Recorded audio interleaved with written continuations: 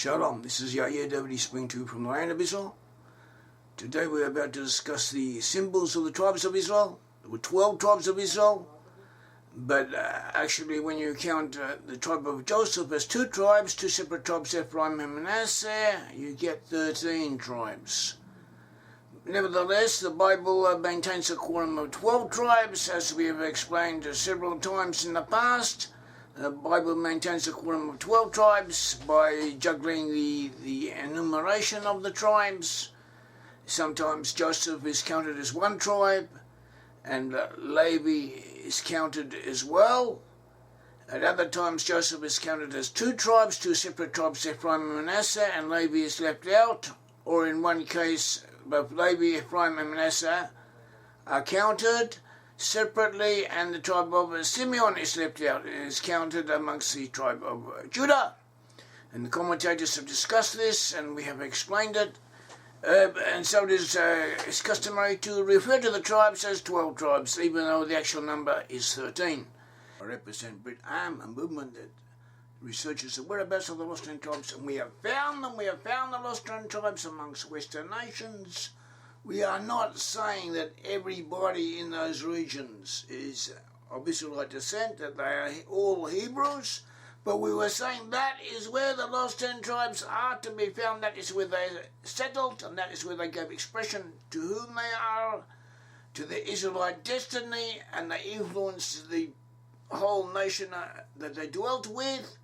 And that is where prophecy speaks about them. They may also be members of the Israelites and of Judah, scattered amongst other peoples found in other regions, but these areas of Western Europe is where they primarily settled and gave expression to themselves according to the Bible, according to how the Bible prophesied and God so willed. And this is the truth. We have researched it. We have shown sources proving it, sources from the Bible, sources from rabbinical commentary, sources from history, from secular evidence, linguistics, mythology, historical writings, legends, anything you want. We have gone into it, and we have shown how everything ties together and proves that the lost tribes settled amongst Western nations. And they gave rise also to the peoples of North America, of Canada, and the USA, and also of Australia and New Zealand and South Africa. That is of those Israelites who dwelt amongst them, who were with them, and that is where the Bible placed them, as we have shown. So, we have this truth, and together with this truth we also find symbols amongst these nations that recall symbols that belonged to the ancient Hebrews. So that is what we're going to speak about. We're now going to speak about the symbols of the ancient Hebrews. We find that in the book of Numbers, the book of Numbers 2, we are told, the book of Numbers 2, we are told, the sons of Israel shall camp each by his own standard, with the banners of their fathers' households. They shall camp around the tent of meeting at a distance. That is, each of them, each tribe had its own banner, its own standard. We also have a hint here with the banners of their fathers' households, that, as we see, as we have shown discussed elsewhere, that we had the 12 tribes. Each tribe was an entity in its own right, and within the tribes there were households, there were clans. And from these names of the tribes and names of the clans, we can trace peoples to the west. This is one of our proofs. And this is a proof which is very strong when you see it put all together, as we have done in our works. At all events, from here we see that not only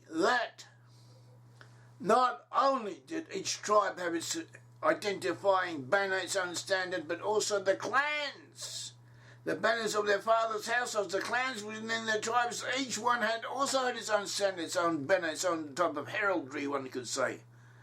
So this is what we have. We also know from the Midrash indications, also from the Bible, that each tribe, in addition to a tribal symbol, it had an animal representing it. Each tribe had its own representative animal. And we don't know what the symbols are, but we have hints in the Bible, in biblical references, and also in the tradition, and also in the Midrash. And we will hear in this talk quote the different sources. The Midrash that we mostly rely upon, and which most of the other authorities seem to rely upon more than others, is Bamidbar Rabbah 2:7, So, and this is worth knowing.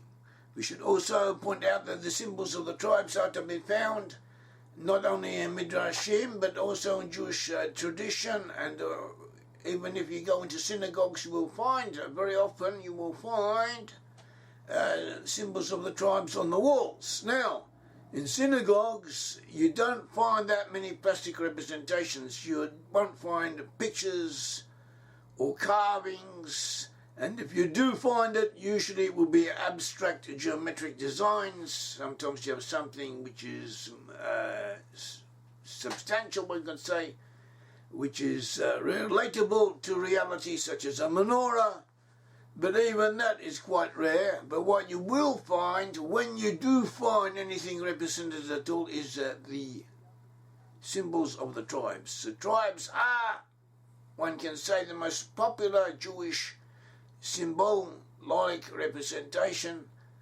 as displayed in the synagogues, in the synagogues that you will find with representations today. And this entails, it doesn't tell all the synagogues, but it does involve a good portion of them. I would say at a rough guess 40 to 50% of all synagogues have representations of the tribes within them, within their walls. And so this is worth noting.